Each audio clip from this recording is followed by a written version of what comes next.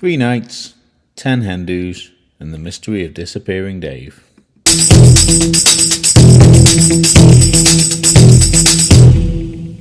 Oh, there it is. It's always exciting when you first spot the ship. I pulled into CPS at 12:09, grabbed my kit, signed my car in, and I was walking out of the compound by 12:12. Even taking my sweet time, wandering across the road and stopping to snap a few pictures of the ship, I handed my suitcase in and I was walking into the terminal by 12:15. For the forgetful types, there's this handy sign to remind you to leave your guns and hand grenades at home. This was possibly the smoothest and fastest embarkation ever.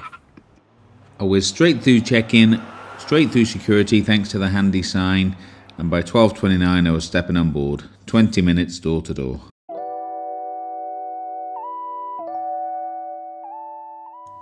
There is this mad urban myth that Arcadia doesn't have an atrium. This thing here, 3 stories high, with a big spiral staircase through the middle, bang in the centre of the ship with a big feature light above it, that's the atrium. It's not massive, it's not super flashy, but it is impossible to miss. You've got the mad UFO light feature thing at the top looking down. On deck 3 you've got the P&O Bar, down 1 to 2 the Ocean Grill restaurant, and Intermezzo the cocktail bar, a big bland wall that they should definitely do something with. And then down on 1 you've got shore excursions, customer services and future cruise sales. Okay, now we're on board. First things first, drop off the hand luggage, grab the cruise card, have a quick look at the cabin. I did say a quick look, we won't do a full-on cabin tour because they're pretty tedious, and unless it's a massive suite or something, a cabin's basically a cabin. This one's a standard sea view at the front of deck 1. It's a bit travelodgy, but it's fine, comfortable. There's plenty of storage space, there's a sofa bed if you need bed number 3, there's a hatch up above that if you need bed number 4. Now apparently some people have got friends. If that's you, you can get a cabin with an interconnecting door. I can only assume the people on the other side of this door were murderers because they kept trying that handle over and over and over again. If the murderers next door don't get you, here's a kettle so you can make some tea and coffee, and a TV from the dark ages so you can watch 3 or 4 rubbish channels on loop and a bit of information about the ship. The bathroom does give the ship's age away a little bit with its misty peach decor. It's all tidy and functional, there's loads of room for pooping in, and you've got a bath with a shower above it. People on ships love to moan that the shower head's too low and the shower curtain sticks to you. I'm 6'2" and I managed not to bang my head. I'm about 220 pounds and I managed not to rub myself up against the shower curtain. I accept that you could if you wanted to, but I didn't want to. I was perfectly happy with this cabin all in all. No big triumphs, no real disasters. It was fine. It probably would have been a bit of a problem if I was there for more than 3 nights and there was only one socket, which did actually break, but I reported it straight after breakfast and it was repaired before lunch. The loo did have a bit of a mind of its own, either flushing endlessly or taking half a dozen attempts before it would flush when you wanted it to. Cabin, 6 out of 10. Okay, here we go, the main dining room. The Meridian restaurant on decks 2 and 3 at the back of the ship. Great views outside at the sea if you're lucky enough to get a table by a window, especially if you get the wake at the back. I mean, I didn't, I was right in the middle of the room, but you can't have everything. I'm a very unsociable man in real life. I don't drink, I don't really go on nights out, I haven't really got any friends. So I think most people are quite surprised that my choice on a ship is fixed dining, first sitting, large shared table. You never know who you'll meet. With that in mind, meet table mate number 1. Let's call him Michael, because, that was his name. Michael's mid-20s, he likes Star Wars, Doctor Who, taking his lightsaber to the beach. Michael also enjoys being borderline racist, being horrible to cruise ship waiting staff, and saying pretty concerning things about his intentions towards ladies that might be drunk at the nightclub later. Fortunately, he was obviously going to be no match for the average hen-do, and was basically a harmless incel. Table mate number 2, Michael's horrible Welsh granny. I didn't actually catch her name, so we'll just call her Horrible Old Welsh Granny. Now she set her stall out early on first night when she ordered sea bass, looked at it, said bring me another one, They brought her another one. She took one mouthful, said, "That's disgusting, bring me a steak," and then spent the next hour or so complaining that the waiter had rolled his eyes at her. And he did roll his eyes at her, and he was absolutely right too. Table mate number 3, an older lady called Anne. Now, Anne has done 2 world cruises on Arcadia and done lots and lots of P&O cruises, and it's very important to her that everybody knows that. So she's actually a sweet old lady, but a bit of a P&O show-off.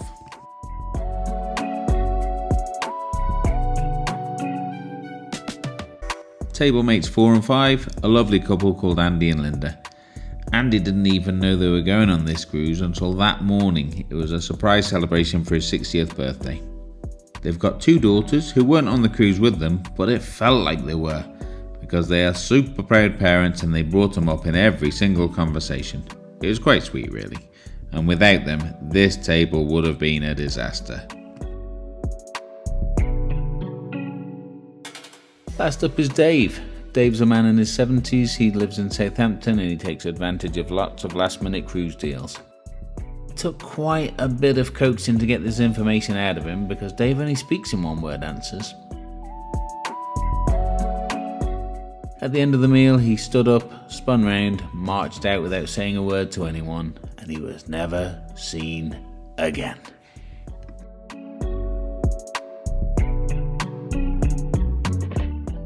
Hilariously, Cruella de Vil and her grandson have obviously decided they don't like the rest of us. On night 2, they'd asked to move to another table. Unfortunately, they were too stupid to ask for one that was far away from the one they were leaving, so the rest of us were sat staring right at the 2 abandoned shippers, 6 feet away at the next table. Table mates 7 out of 10. Now for clarity, table mate scores are based on enjoyment, amusement and interest, not if I like them or not. Now I suspect that you can tell on this table there were some people that I liked and some people that I hope die in a fire. No complaints over the food in the dining room really. It was pretty good all in all. A celebration night in particular was a really lovely menu. People often say that they get an elevated menu on celebration night, which I've never really found in the past, but couldn't really argue this time. Main dining room, 6 out of 10. For a ship the size of Arcadia, the buffet is actually really impressive. Spacious, loads and loads of serving space, loads and loads of tables, never felt crammed even at breakfast time. The usual cruise ship fare, nothing super exciting but good selection of hot food, there's always some kind of roast dinner available. Cheeses, cold cuts, great salad station that was really nice and fresh, and obviously the obligatory gelatini desserts, which are horrible.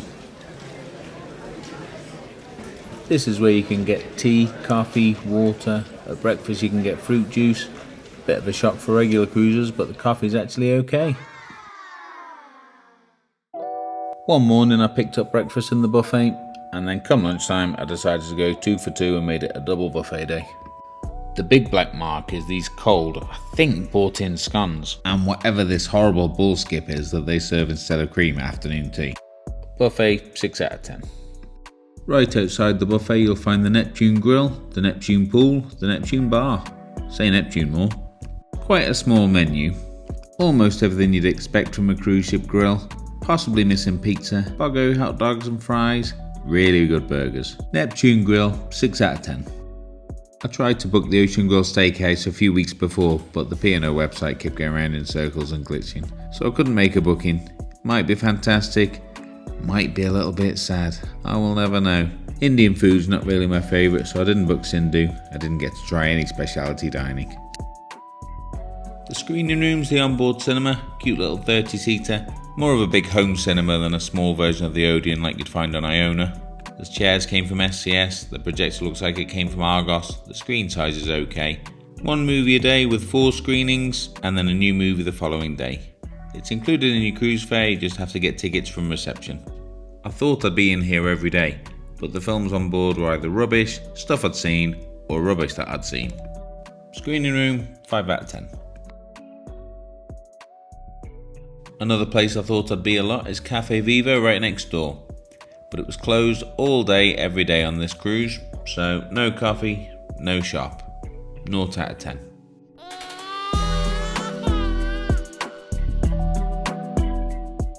I did watch a movie in the Globe Cabaret Bar one day. Just B-movie action schlock, but it would pass the time, bit of fun. Would have been improved slightly if there was curtains over the glass doors to stop the light bleed, but the sound was good, projection was fine, and I was in there all on my own. The Globe is also the venue for a silent disco. Now I'm a 41-year-old white man, so I'm not much of a dancer, but I did stick my head in just to have a quick look because, as we all know, silent discos look absolutely crazy. There was a regular band on in the Globe as well. I don't know who chose the set list, but the songs were full of notes that the singer couldn't read, so could be a bit of a pain for the ears sometimes, but I don't think I've been left with any lasting damage. Also here where I attended an art lecture about Banksy and Mr. Brainwash. Complete lack of self-awareness as the art consultant stood referencing Banksy's documentary Exit Through the Gift Shop, and then hinted that Brainwash pieces were about to rocket in value and we should all go to the art gallery outside and buy some. The Globe's a jack of all trades. Decent, 8 out of 10. Exit the Globe when you're in the art gallery. They call it an art gallery, it's a shop. None of this is super high-end stuff that you'd buy for an investment, it's decoration for the spare bedroom. There's some nice bits and bobs, and if you like it then buy it, but don't get too tempted. Prices are about the same as Clarendon shops on land, and you can get 20% off, here or there, just by asking. Gallery, 6 out of 10. At the other end of the gallery you've got the Monte Carlo Casino and the Rising Sun pub. It's quite a big casino, it was always busy when it was open, but I went to a casino when I was 18, put £10 on roulette, lost it and decided casinos are rubbish and I've never been back. So this is just not a place for me. No rating because I don't know what I'm talking about. Likewise the Rising Sun. I did have a little wander around when I first boarded the ship and I was just seeing what was where, and it looked fine, nice enough. But as soon as the rest of the passengers were on board, it was like this all day, every day, always absolutely rammed. There is a little stage, but I didn't see any music there while I was on board. It'd suit a guy on a guitar, that kind of thing. There was the odd quiz, but I'm not very clever, so I just stayed away. I won't rate this place beyond saying it's like a Wetherspoons with a really good view, so you'll know if that's your kind of thing or not.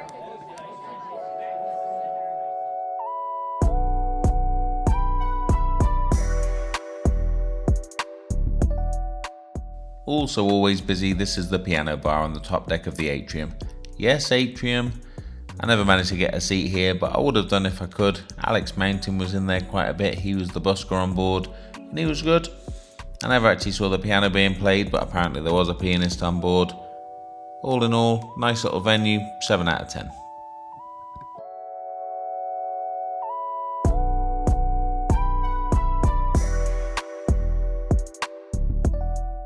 One floor down on deck 2 of the Atrium, yes Atrium, Intermezzo.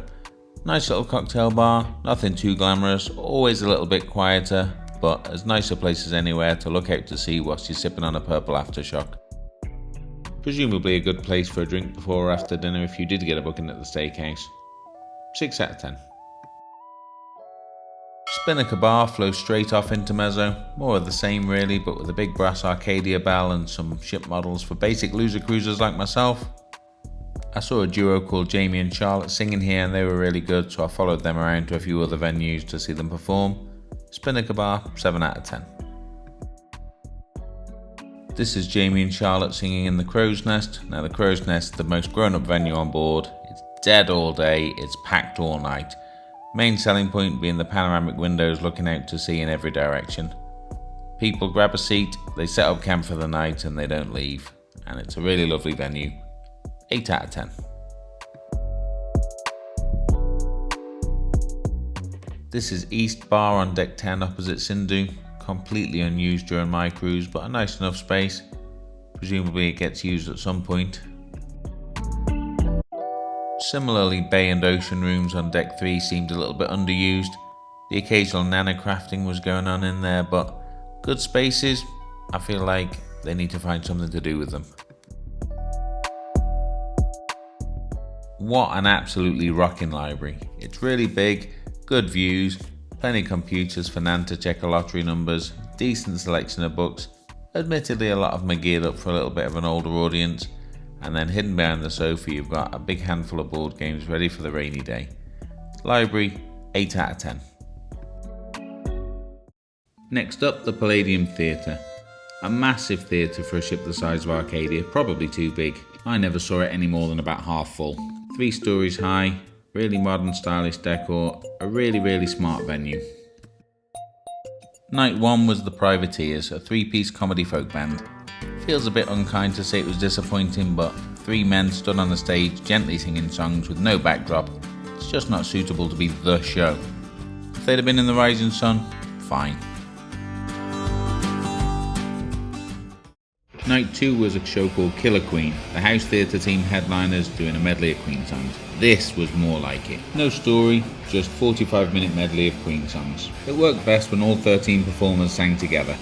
I mean, nobody can do Freddie. If George Michael couldn't do it, then a 26-year-old performing arts grad from Watford who loves Michael Ball certainly can't. The girl who bashed out The Show Must Go On was by far the best of the solos. Any time there was 4 or 5 or more singers on stage, it was great. This was the only show on board, with dramatic lights and people coming up from under the stage and being lowered from the sky and big props whizzing around. And even though the speaker system wasn't really up to it, it was a great show. Night 3 was a comedian called Jo Little. She's also a decent singer and she belted out a couple of parody songs. Like almost all comedians working on ships, she's more the Warner Hotel type than the comedy club circuit, but she was entertaining and whilst I never laughed out loud, I was never bored either. But, once again, one woman stood on a stage is not suitable to be the show. Really, she belonged in the Globe Cabaret Bar. The Palladium, 6 out of 10. When we're on a cruise ship, we're all eating too much and we're not moving enough. So one of the things I like to do is bash out a 5k every day doing laps of the prom deck. Arcadia has got a rocking old school prom deck that wraps all the way around the ship. Full wooden surface, lifeboats dangling overhead. 2 laps is 1 kilometre. So 10 laps a day is a pleasant enough way to spend 3/4 of an hour, especially on sea days. One evening after dinner I went outside to do my laps and there was a tiny little woman in front of me. I thought, I'm not going to let her hold me up. So I overtook her. And then she spent the next 45 minutes or so teaching me what it must be like to be a young lady on her way home after a night out. Footsteps right behind me, super anxious. Next time I'll just wait. I didn't like that quite a big section is designated a smoking area, but people were smoking and vaping all over the prom deck, so it was irrelevant really. I did tell quite a few people that they were in a no smoking area and they always pretended they didn't know. But in fairness, they did seem like they might not be able to read. With that in mind, I can only really give the prom deck 5 out of 10. If you want some outside space and the smokers are stressing you out on prom deck, then the sun deck at the top of the ship is a great space. You'll find some people pretending that they know how to play shuffleboard, maybe even some pretending that they like it. There's a great big area with a million sun loungers and some bits of shippy stuff sticking up and spinning around, and way up high are some of the best views from the ship, which you can enjoy until shuffleboard spoils it all again. Sun deck gets a strong 8 out of 10. So, pools and hot tubs. This is the aqua pool at the rear of the ship. Pretty busy on this cruise, but more as an outdoor bar than a pool. I swim even less than I drink, so as you can imagine, I didn't spend much time out here.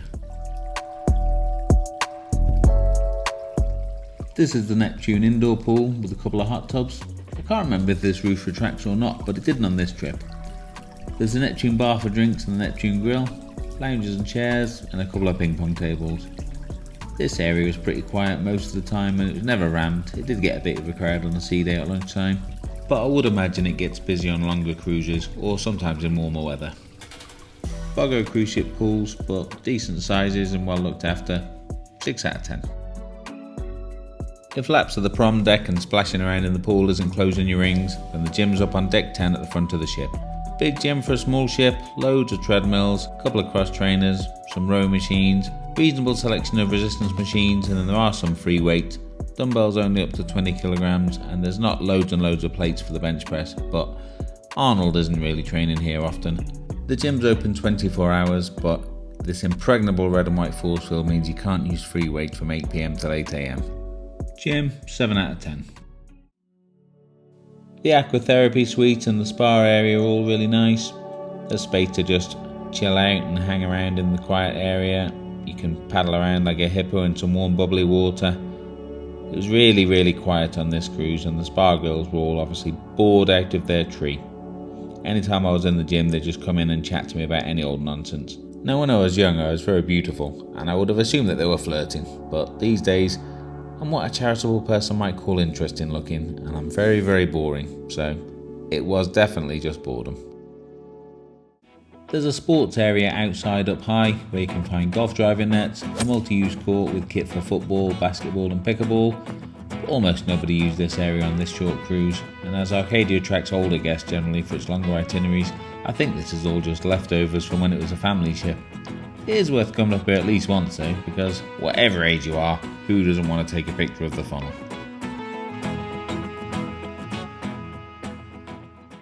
Here are some shops. Nothing exciting or anything you haven't seen before. Some bags that are so nice they say bugger on them. A load of middle of the range clothing. A cardigan for Nan. Pandora, a load of stuff that looks like Monopoly pieces to me, but there's always a queue wherever you go, so it must be good. Speaking of tat, Inch of Gold is just one of the treasures you can find on the table sales, which change every day. Perfume and cosmetics. This shop and the duty-free shop seem to be doing a roaring trade. Presumably most of these passengers don't live near a Boots or a Tesco.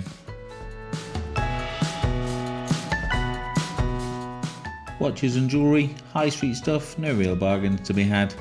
I was on my way to get sweets for the movie yesterday, and then I remembered that the shops were shut in port because of the duty-free laws. After the film, I remember that the essential shop stays open, which is where the sweets are. God damn it. From the shops, head through the Atrium, yes Atrium, and you'll find the photo gallery. Obviously in times gone by it was really a thing to get some pro photos taken as souvenirs when you're on a cruise, but now everyone's got a good quality camera in their pocket at all times, and a few filters and tweaks can make almost anyone in any picture look great. It must be harder and harder for the photogs to make a living. Presumably that's why they're diversifying into weird eyeball pictures and that kind of thing. I expect it won't be too long before all ships relegate the photogs to a pop-up shop or have them share the Shorex desk so they can free up the space for something that produces more income. Although, Booze Cruises after a last minute souvenir did descend here in the last evening.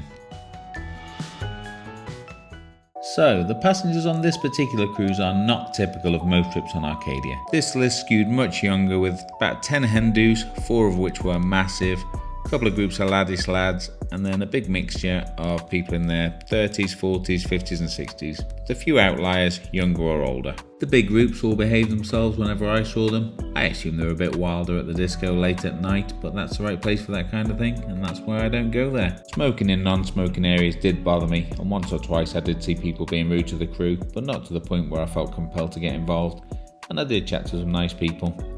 Formal night dress code was well observed, with lots of glamorous ladies and very smart gentlemen wandering around. I in particular looked delicious. Guests, good solid 7 out of 10. I told my cabin steward not to bother cleaning my room, just have a sit down for 10 minutes whenever he's supposed to be swapping my towels. It's only a 3-night trip and carriage stewards have got a tough job, but in case you forgot, I put the do not disturb magnet on my door and I just left it there. One night there was a note slipped under the door telling me to vacate the cabin the following morning between 9 and 12 as engineers will be doing maintenance. But if that's a problem, just put the do not disturb magnet on the door. It wasn't a problem, so I took the magnet off as I left for breakfast, and I realised before I reached the stairs that I'd forgotten my AirPods, so I turned around and went back to get them.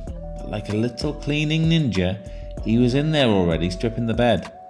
I'd say it was no more than 3 minutes from closing the door behind me to open it again, and I reminded him that I'd said leave my cabin alone. I told him off and we had a wee chat. He told me that he's 50 and he's been working on chips for 30 years, but he's close to the end now and he wasn't sure if he'd do another contract. He was quite a sweet guy, and as a thank you for reusing my old towels, he gave me some extra biscuits. A mixed gesture because firstly, they are free anyway, and secondly, they are horrible. After Creepy and Granny had moved out of his section on the first night, our head waiter was really good, jovial and friendly. The shoppers and spa staff all seemed bubbly and happy, but the bartenders and waiters seemed a bit miserable. I suspect that being constantly understaffed is pretty draining and morale seemed pretty low. The cruise director was like all cruise directors, cheesy and tedious, and it would not be the worst thing if he fell overboard. Obviously I'm not going to rate the crew because I feel like that's a bit disrespectful, but they're all doing their best. Some of you will know about the cruise ship duck thing. If you don't, I'm not going to tell you because I don't want to encourage it. But I am pleased to say duck spotted, 0. Some of you will know about the cruise ship pineapple thing. And if you don't, I'm not going to tell you because I don't want to encourage that kind of thing. But I'm also pleased to say pineapple spotted, 0.